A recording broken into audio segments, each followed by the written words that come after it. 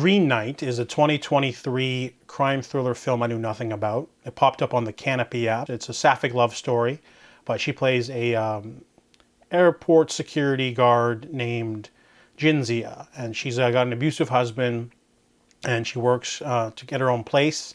However, she needs a lot more money to be free from her husband, and she meets a green-haired woman who's acting a little suspicious, so she doesn't get to go through airport security.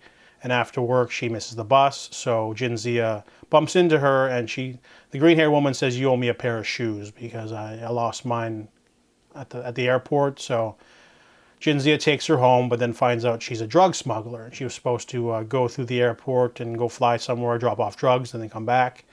But the green-haired woman tempts her and says she'll cut her in if they can go into town and sell the drugs instead to someone else, and she can use a chunk of the money to start her own life and get away from her abusive husband. So Jinzia's like, "I'm down."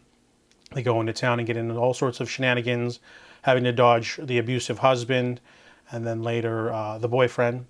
So this movie is definitely really moody. It's really reminiscent of those 90s sort of riding a motorcycle at night, neon lights kind of movie. It's a sapphic love story for sure, but it's not super gratuitous. But it's also got some rough moments with the crime thriller aspects, and it's a little bit gritty and really low-key and really low budget. And I really liked the performance is really good, and it was just like you couldn't really just decide where the movie was going. It plays around with narrative. It feels like something new, but also familiar. And it's just a perfect balance of the two different genres. And the ambiguous ending is the icing on the cake. This is a really strong film, and I give it a perfect 10.